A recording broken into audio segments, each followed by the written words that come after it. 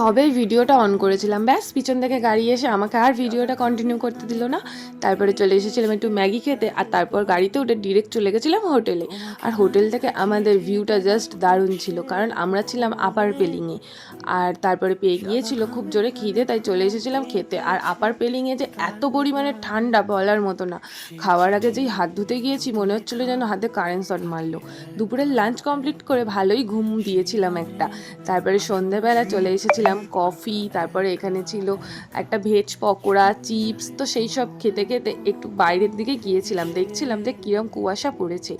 দারুণ ঠান্ডা, তেমন হাওয়া দিচ্ছে তেমন কুয়াশা, আর ভিউটা তো জাস্ট দারুণ ছিল।